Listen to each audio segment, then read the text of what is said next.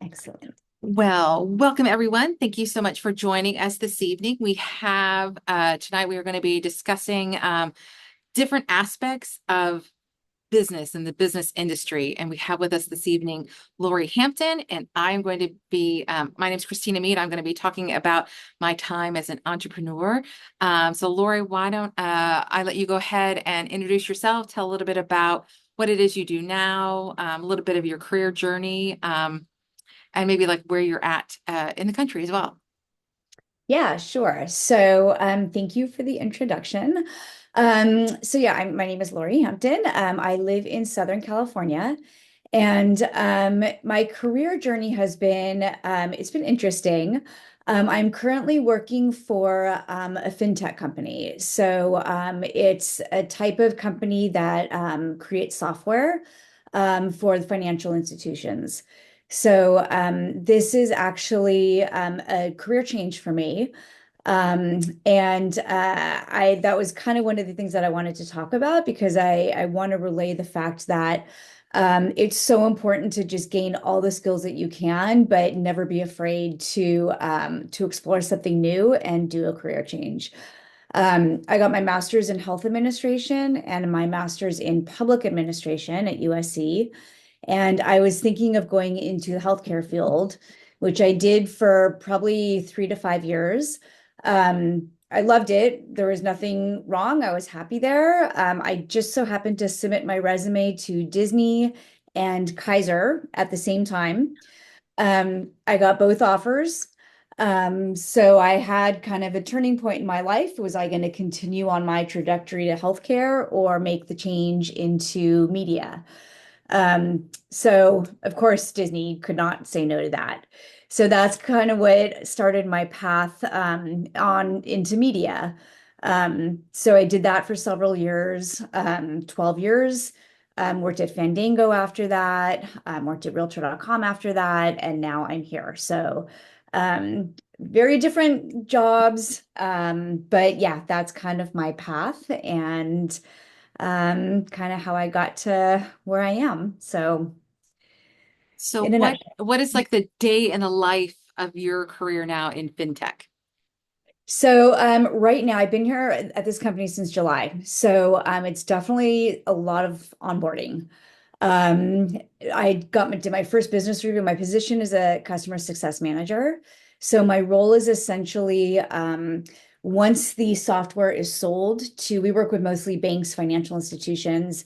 Once the product is sold to them, they have onboarding and training, like they have to learn how to use it, they have to learn how to integrate it with their systems, and they have to have their whole teams trained. So we have certain people that are specialists in training and enablement.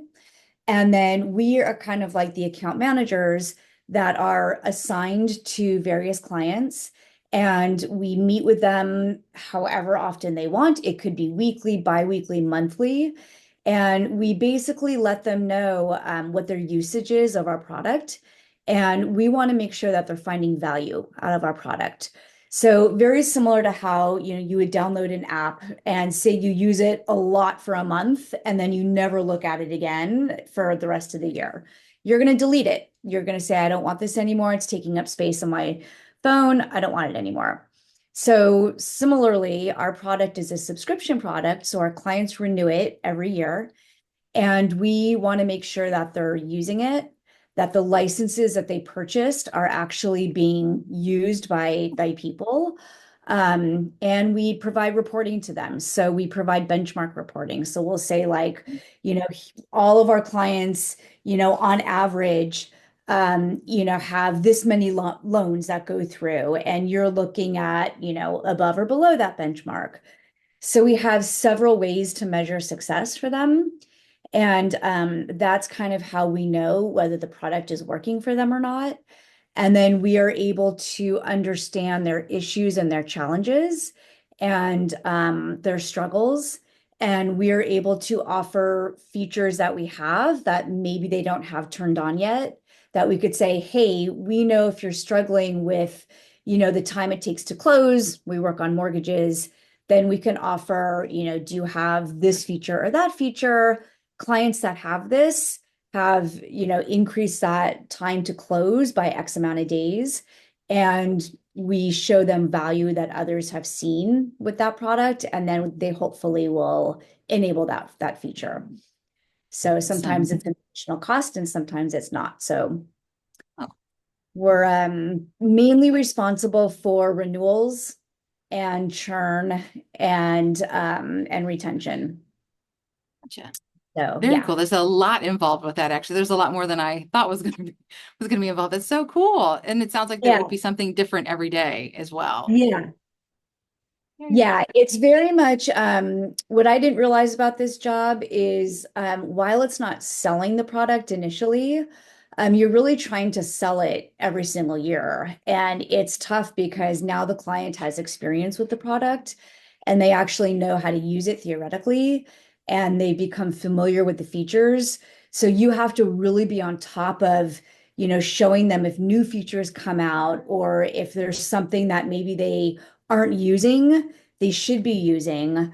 And it really is more of a sales position than support. Just because you're really you have to keep them engaged, you have to keep them, making sure that they don't see the other bright, shiny object that's that are out there and they're staying on our product. So yeah, so it's good. Very, very cool. So I have a little bit of a different experience within the business industry. Um, I went from being a teacher to actually starting, being an entrepreneur and starting a videography company. My husband and I started one, and so we worked with small business owners. We just really we looked to see like my husband's very good at shooting video, editing video. I was a good people person, kind of going out there and doing the marketing and that kind of thing, Yeah. and educating clients. And so we try to marry our thing. We're like, let's give this a shot. We're tired of working for somebody else. So let's try working for ourselves. Which by the way is a huge misnomer. Just a heads up, being a business owner does not mean that you are your own boss. Actually, each one of your clients It's your becomes your boss. boss. Exactly. Like instead of one, you have a bunch. Yeah. Um, but it was really very interesting of just, we looked then to see like, so what niche isn't being filled, and that was when we started, that was back in 2011. And so it was kind of like, small business owners really have the opportunity to reach the same kind of market that a lot of larger companies do with the internet and everything like that, and social media and YouTube and their website. So, and using the power of video. So we thought that we would do something for small business owners. And so we not only would shoot their video for them, but then we would also even teach them how to shoot their own video. And then like we could edit it for them and everything. And we actually moved into then other needs that they had, like doing their email marketing and that kind of thing. So, and when you were talking about, like you have to continue to essentially sell them on the product or whatever, it was always with our particular clientele, it was, um, if you build it, they will come. Right. It's kind of the thing that they think, well, I shot the video, it's up on my website. Why isn't anybody? And Yeah. it's like, well, it does take some time.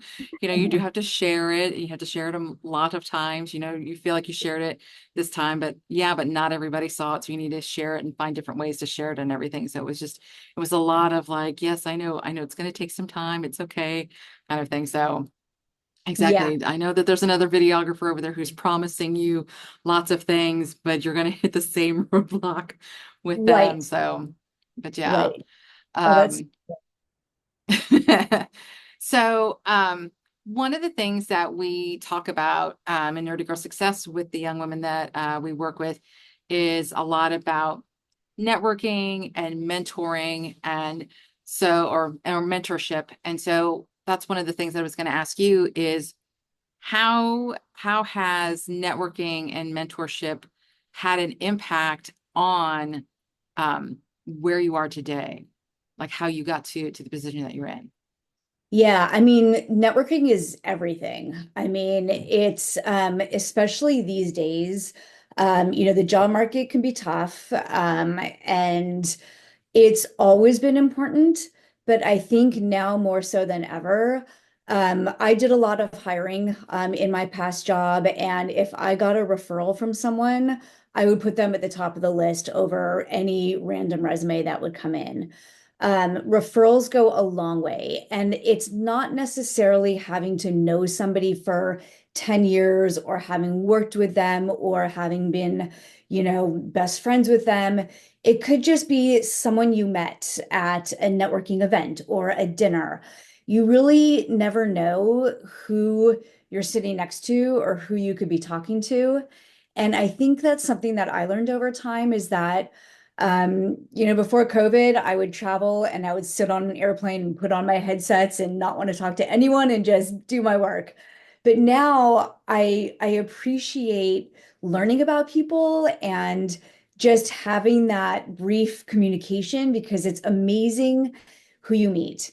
And I think that is all part of the networking. And people will surprise you. I mean, they could be in the same industry as you, they could be in an industry that you might want to get into. And LinkedIn is just this amazing resource where I have done so many outreaches when I was looking for my position of people who had my job and I didn't know them. They were at companies that I wanted to work for. They may or may not have had open positions, but I reached out to people that had the title I was looking for. And I said, hey, I'm really interested in learning more about what you do. And people are amazing. I mean, I was so pleasantly surprised by people's willingness to want to talk to you just for half hour, 20 minutes about how they got to where they are. And I was able to gain some really valuable knowledge based on other people's journeys. And it helped me in my interview process and in my networking to understand the job a little more. So every time I met somebody that was in this role, I got like a different perspective of what the role was about. So I can't stress enough how important networking is and take each advantage that you have if you're at a party, if you're at a school event, even if you really don't want to be there, just kind of know that you just never know who that one person could be that you meet. Because all it takes is one conversation and they can change your life. I mean, meeting them could open up doors that you just never knew about. So I just can't stress enough the value of networking um, and just taking a perspective of not doing it because you have to, but doing it just to explore your options. And you just never know who you're going to meet. So yeah, that's my perspective. I really like the fact that you brought up like that you reached out to like people that you didn't even know. Yeah, Um, because I think that is really something that's very intimidating to a lot of people. I know for myself, so I can't imagine like some of the young women that we work with, them being able to like, oh my gosh, what do I say? What do I do? So I mean, it was just something as simple as like, I'd like to know more about like what it is that you do. And the fact yeah, that like you got positive responses that people actually do want to share what they do and to help um, guide other people. I mean, I think that's something that a lot of people don't really understand. You're expected to be met with like, I don't know who you are. Why am I going to talk to you? Kind of exactly. thing. I Yeah. know. And I mean, the importance, like you said, of networking too. I can't for all of the efforts that we put into like our email newsletter and our social media marketing and everything like that for our business, I still have to say that 95% of the business that we got was from referrals from somebody saying like, hey, I Wow. worked with Mike and Christina and they were so easy to work with. Or like, hey, I just saw your video. Who did your video? Oh, they did. So that kind of like the word of mouth Yes. um, is so key. And then again, um, it's like you said, like when you're getting the resumes and everything, that if somebody's referred me, I'm more likely to look at their resume versus over just somebody who's just in that pile. It really is like proof positive, just the fact of like getting to know people, and seeing, you know, I think though, like one of the things too that is important with networking is that it's about building relationships and not so much like the transaction, what can you do for me kind of thing, Right. but like what value do we add to each other? But even for like the young women that are through our programs and are listening to this, like you might feel like I don't have anything to offer right now. Um, and right now, like, I think nobody would expect that of you. It's like they really are interested. The value that you bring to that experience is the fact that this person wants to be able to give back. So again, I really encourage the young women who are in our programs and are watching this to um, take the risk. I mean, if and send the message, send an email, that kind of thing. What's the worst they can do is like ignore the email and like, so what? Yeah, Like it didn't, my mom is famous for saying, did you die? right. So there you go. Yeah, exactly. And I would say, for every 10 I sent out, maybe I got one response. So it's not like you're getting inundated and everybody's responding. Like you get lucky and not everybody will respond. But those that do genuinely want to help. And those are the ones that you want to talk to because they have something to offer. And whether it's advice or maybe 3 months from now, they remember you and they're like, oh, I just talked to somebody who was interested in this position. And yeah, I mean, maybe you don't have a lot of work experience and maybe you have a different type of work experience, but never let that, like, use that as your strength. I think you could come in and always be forward thinking with these interviews, and if you're talking to somebody, then obviously you're interested in what they do or what they have to offer. And whatever your current experience is it is what it is. But if you're wanting to get into that field or you're interested, just formulate the questions. And I think people are really excited to talk to, especially younger women, either coming out of high school, coming out of college. I think they're impressed with the ambition. And just like you said, the fact that it's really hard to do that. So just out of the gate, they're like, wow, this young person is reaching out. That's really hard to do. So I think they're impressed with that in the first place. And then if you just have two or three good questions, I mean, that's really all it takes. And then that person will just start talking. So it's Exactly. it's a great opportunity to learn. Absolutely. What have been some of the challenges that you have faced in your career and in your career journey? And then like how did you handle those challenges? Yeah, so I would say, I mean, one of my biggest challenges was just trying to find what I love to do. And I was one of those that I have friends my sister's a teacher and she absolutely loves it. This is where her heart is. She's in the classroom and this is her thing. I have a friend who's an attorney and she absolutely loves it. I'm surrounded by people that are meant for their jobs. And it's always been a struggle for me to try to figure out what my passion is, what my dream job is, like, what do I want to do? And I think I finally realized that you don't really need to have a passion. I think it's good enough that you are finding a job where you're challenged and where you can work with good people. And you just always have to continue to build your skills and never let yourself get bored.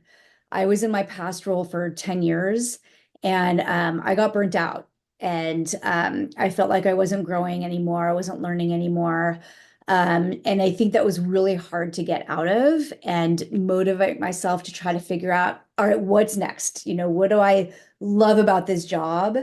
I think it was a little bit of soul searching, but don't get frustrated if you don't know what your dream job is or your passion is. I would say just try everything and try to just have a skill that you're good at and build on that. I would say up until now, that's probably been my biggest challenge is just trying to figure that out. And now with this position, I'm liking it a lot. And it's just kind of nice to think like, it was never a passion, but you kind of find something that you're like and you'll be good at it at the same time. And don't rush it. Some people don't find that. I mean, I've been in the working force a long time. Some people know it from the beginning, but some people don't. Like it takes time. So just don't feel like you have to find that dream job, and don't feel frustrated by it. I think over my career, that was probably my biggest challenge is just trying to figure out what I loved and trying to chase that. And sometimes it's not right in front of you, and you just have to talk to people and experience, like do the job, get as much hands-on, as much knowledge as you can, until you can find something that you like and you enjoy. And I think that's really important too, because a lot of times it is, especially now, I feel like um, high school students are really pushed on like, what do you want to be? What do you want? And having to know. And so feeling that pressure and realizing that it's like, I went into college thinking I was going to be, now I'm going to date myself. I thought I was going to be the next Barbara Walters. I mean, I was just like, I am going to That. be a TV broadcast journalist. That was me. And then I went into college and had my first journalism class. I was editor in chief at the college newspaper, and I absolutely hated every aspect of it. Wow. Hated it. Yeah. And so here I am in college. I'm like, what am I going to do? So it's like one of the things that um we encourage the girls is like try different stuff. I'm like, now's the time, do some job shadows, Yeah. try different kinds of jobs. Like that's how I fell into, literally I was at a loss. I was like, I had just decided that I didn't want to do this anymore. Like, what am I going to do? And somebody in my dorm was like, hey, I'm going to go do turkey visits at this local elementary school, and I need somebody to help me. Who wants to help? And I was like, I'll go. And like literally, we took a live wild turkey to elementary Whoa. schools, and just through the experience of teaching the kids about turkeys and about the environment, things like that, that's where I learned like, oh, hey, like I'm really good at this and I like, working with students and everything. And so that's how I became a science teacher. So it's taking those opportunities and putting yourself out there to try different things to see what's your Absolutely. skill set. Um, what do you enjoy doing? Because that's one of my things is that it's like you are going to spend a great deal of your time working. So making sure that it is something that you enjoy doing, and yeah, it might take you some time to find what it is, but in that journey, you're developing, making sure that you're developing that skill set. So that's Yeah. awesome. Yeah. Um, so before I ask and see if our Adeline would like to ask some questions, one last one that I have for you for right now is what advice would you give to young women who are looking at building their confidence within maybe like a professional setting? Yeah. So I would say public speaking is really important. Just learning how to present yourself. When somebody asks you, so tell me about yourself, know what you're going to say. And that's always a question that you're going to be asked, and just kind of have your talk track and know, the three strengths that you have, something about your past, just kind of knowing that so you can roll into a conversation will help you not be caught off guard and fumble. Because I feel like that's always a question that people ask. They want to know about you. They want to know about your history and your past and your experiences. And to me, building confidence is all about practicing things that you're not good at. And it's nobody wants to do that. Why would you force yourself to do something that you're not good at. But if you play a sport, the only way you're going to get better is by practicing. If you feel like you're not a good writer, practice writing, get people's feedback on it and see what they think. If you feel like, it's hard to express yourself or that is probably the biggest one. Just practice talking in front of a microphone, put on Zoom and record yourself and watch it afterwards and watch your body language and watch how many ums you do and just, kind of see how you other people see you. Um, to me, confidence is it's develops over time. And I think it's just with practice of whatever you're trying to develop that confidence in. And if you're trying to go into a field that you know nothing about, so you feel really insecure about entering into that field, just read about it, talk to people who are in that industry, try to find out even related industries. If you want to go into healthcare, there's, so many different avenues of healthcare. You can go into, mental health, or you can go into physical therapy, or you can go into, talk to those people, even if you think you want to be a, pediatrician, because they'll all give you a different perspective and a more holistic perspective. Um, so I would say just try to gain information um, about what you're trying to do. And that will help build some confidence that you have knowledge of whatever it is that you're entering to do, and you can somewhat speak to it. And don't be afraid to ask questions. I think that's super important. I think at this age range, high school, like you're all about asking questions.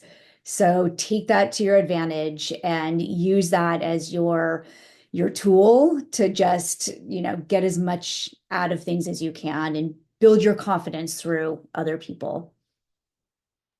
That's awesome advice. Someone explained to me about confidence. It's like, it's a muscle.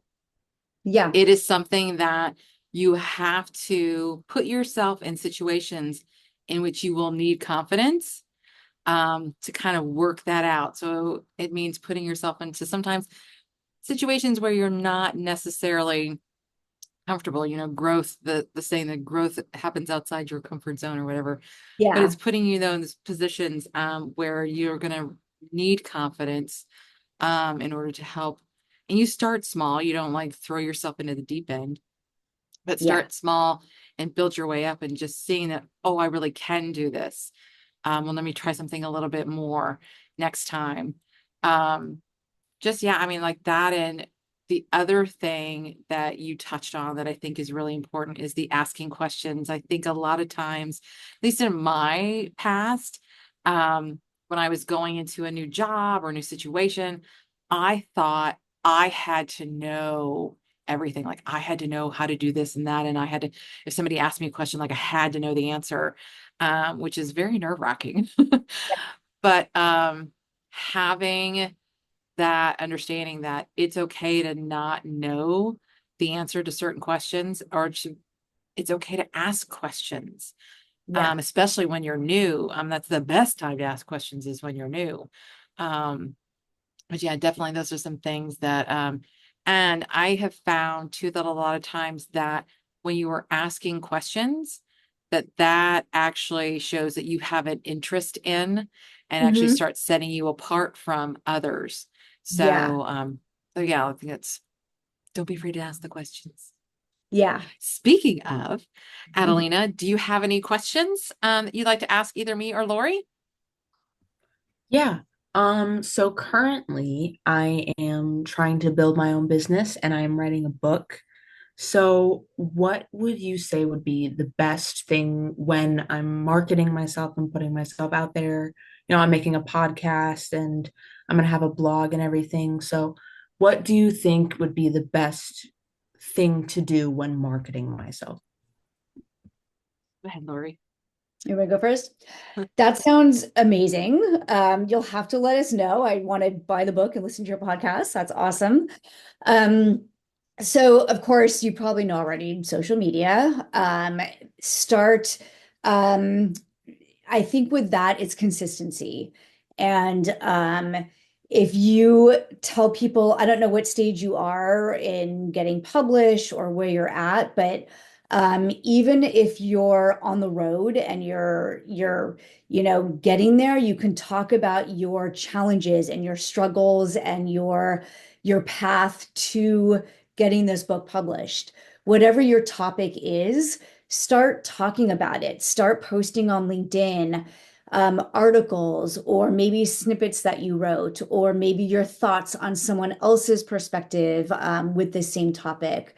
I would encourage you to become the expert in your field and try to get people to look at you for advice. Like if your book is on plant-based diet, if you're constantly writing about it and you're constantly giving out recipes and constantly giving out your findings, people are all of a sudden going to be like, oh my gosh, Adelina, like she is really knowledgeable. They're going to start to remember you and associate you with that topic. And you build your brand that way. And if you can do it on a very consistent level, like Monday, Wednesday, Friday, those are your days. And you don't have to take hours. It's just little snippets here and there to start building a following and your name and your expertise. And I would also try to get, if you're ready, whenever you're ready, try to get in front of people to talk about your book or your topic, whether it's, you can go to your cohorts, you can go to a school, you can go to a religious organization. If people are interested in a topic, hey, I'm going to be talking about this, join my podcast. You could do a lot at a coffee shop. I'm going to meet at Starbucks at this hour. I just constantly have that communication. And I think word of mouth, especially starting off locally, could really be powerful. And eventually you can get into, potentially traveling or finding other people in your field that maybe you can do a podcast with somebody that lives across the country. And the two of you could be on a podcast talking to one another about your topic so that you can kind of build your name now with other people and they start to promote you. So that would kind of be my idea, is just to really become that expert and talk the talk and just really be in that mindset of, I know my topic. Whenever somebody thinks of X, they're going to think of me, and try to be that person. Yeah, I would say, Adelina, that you start now building that audience. That's the biggest thing, is like Lorie was saying, of one, consistency is key. I mean, my goodness, you can't do a little bit here and then take weeks off and then do a little bit and think that you're going to keep, like, you really have to be very consistent with it. And like she said, start doing those posts. Even if you're sharing somebody else's, like somebody else wrote an article and whatever your topic is going to be on, and then you give your perspective on what it is that they wrote. So it doesn't always have to be original content that you are sharing. You can, like I said, give your perspective on another article or another video, but start working now at building that audience, showing yourself as that expert. So that way, once you are ready to launch your book, launch your podcast, people are going to want to buy it. Once you've already got the book out and then are trying to get people are going to be like, why am I wanting to buy this book? So you don't have to convince them yet. Like, if you've got that audience there and are, really engaged with your content, my goodness, they're going to be like, Adelina, when's your book going to be for sale? Aren't you writing a book? You should, or the best one would be like, you should write a book. You should start a podcast. So that's really, and that was one of the things that, I'll be honest, that like I had to learn the hard way with our particular, with our videography company, is, again, it's like we didn't have that audience built in first.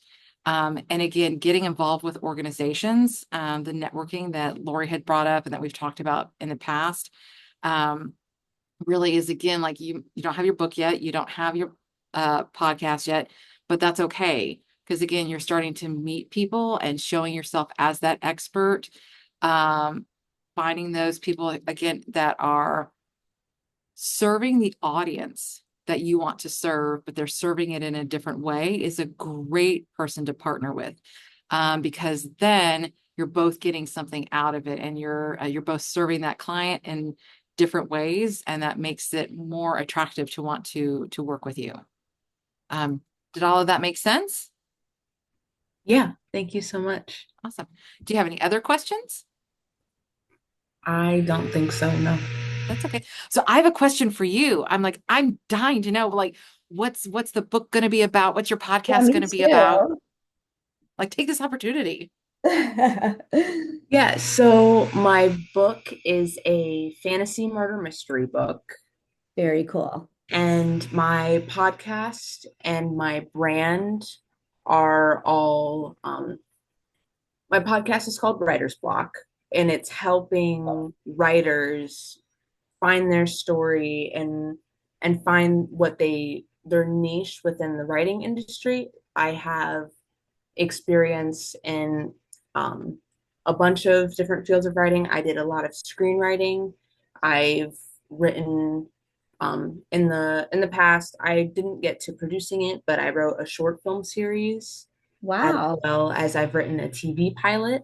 So Nice. That's yeah, fantastic. yeah, just helping other writers find what they want to do in the industry. Well, I you love right that. there have got your content built in, like to start sharing about that online, in videos, in written posts right now. I mean, literally, that's amazing. And I would start posting about that now Oh if you yeah. haven't already.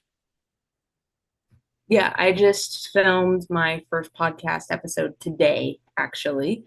Congrats. So, yeah, I'm really excited. I'm um, building my website. There's still a couple things I get to do with that, but yeah, I'm definitely within the next couple weeks, I'm going to be starting to post everything. So, I'm really excited.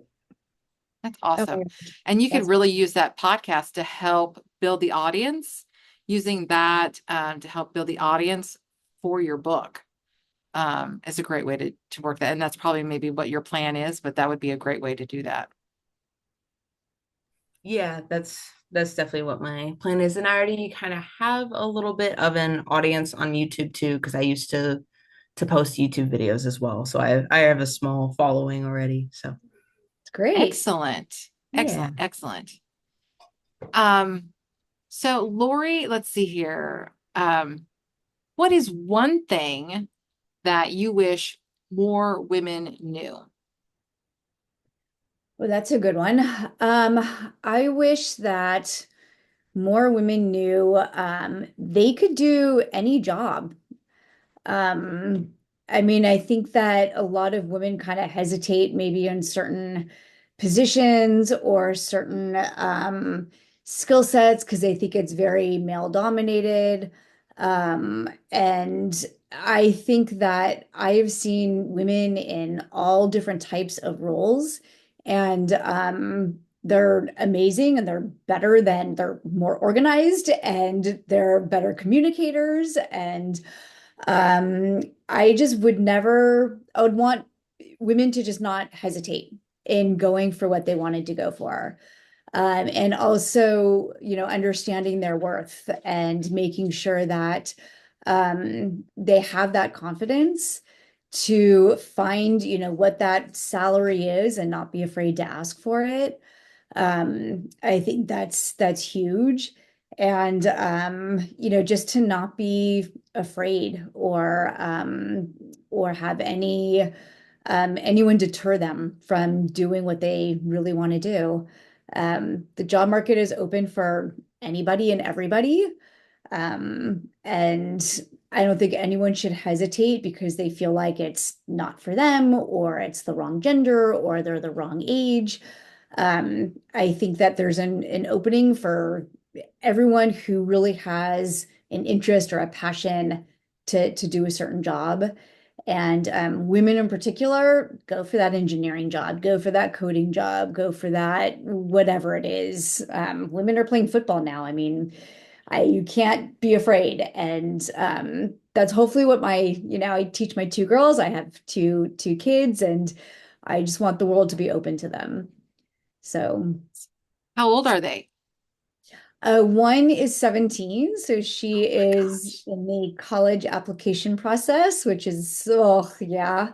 And the other one's 14. She's a freshman. So yeah, so it's been a journey with college applications. Imagine. I was gonna say I was at a one of our high school clubs today, and I was like, we were talking about stress management, and I was like, said you could give me $2 million in cash on hand right now, but to get it, I would have to go back and relive high school, and I would be like, I'm so sorry, you can keep your $2 million. I'm like, there is no way you could ever get me to relive high school again. All that, That's oof. funny. Yes. So, um, who is one person that inspires you? Oh gosh, I would say Simone Biles. My younger daughter's in gymnastics, and she works hard. She's there 18 hours a week, and Simone Biles was like our hero all summer. She went through, a lot of issues. She backed out of it for a while, and I think to have that strength to be able to take a break and then come back into it takes a lot. And I would say that's another thing is don't, I like you said, like unless you're a doctor and you're doing surgery, it's not life or death. And just remember that, the stress levels can be a lot, and it's going to be okay. And you're going to work through it. And don't let yourself get wrapped up in it, because nothing is forever. And whatever state you're in, things change. But I guess my hero would be Simone Biles, because she did go through that, and I'm sure it was tough, and she pulled out on top, and it's a great success story.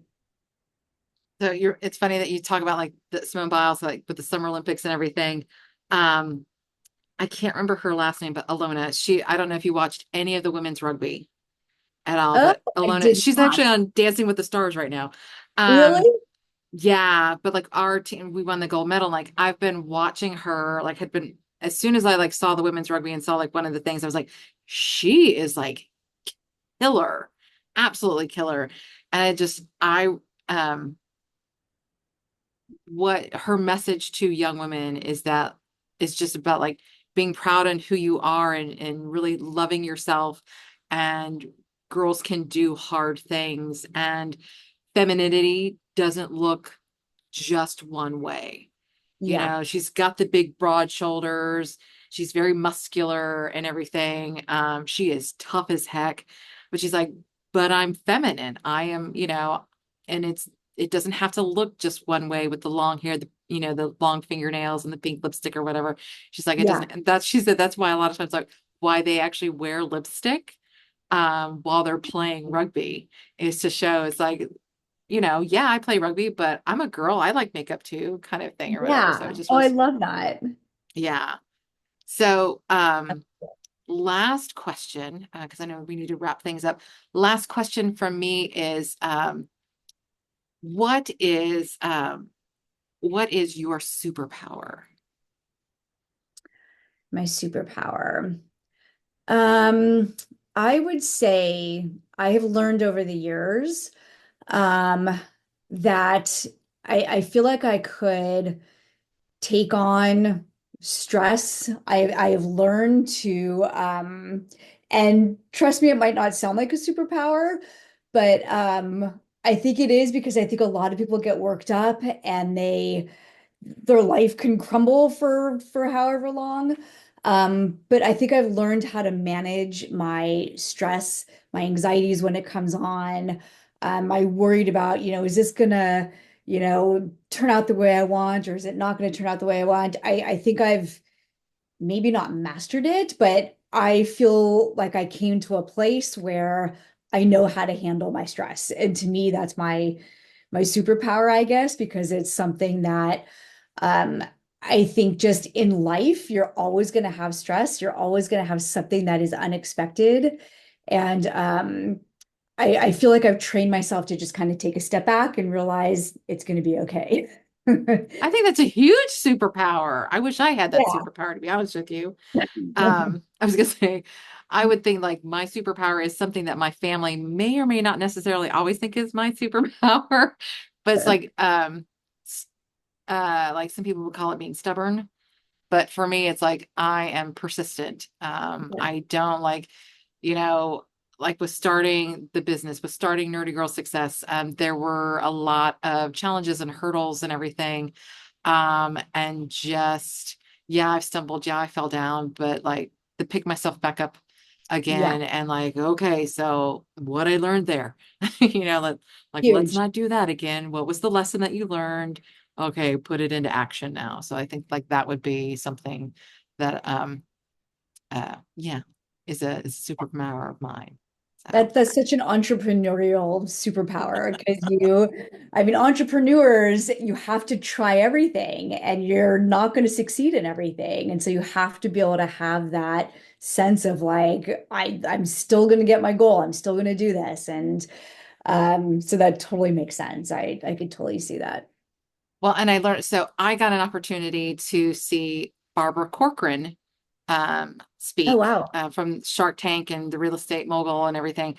And she tells a story of, she says she has this wall in her office, and on the wall is a photo of everyone that she has gone into business with from Shark Tank. So they're all up there. And not all of them have their picture right side up. And she said what it is that she watches them. You start right side up, and she watches them. And then that first time when something doesn't go right, an order doesn't go right, whatever, she watches to see how they handle it. Huh. And she says, and so if that person is like pointing their fingers and, oh my God, they do that, this, da, da, da, da, da, and they just like, again, don't hold their composure, don't handle that stress very well, their picture goes upside down, kind of thing or whatever, you know, she's like, you could take a minute to lick your wounds or whatever, so, but then get But up and yeah. figure out how to fix the problem and what did you learn and that kind of thing and move on and you know, and so that has been my thing ever since I saw her do that, is like, how do I keep my picture right side up on Barbara Corcoran's wall? I love that. So That's so, that's like my motivating thing, like, yeah. yeah. Adelina, do you have any other questions for us? No, I do not. Thank you so much. Awesome. Absolutely. Well, thank you so much for joining us, Adelina. Lorie, thank you so much for your time. I really appreciate it.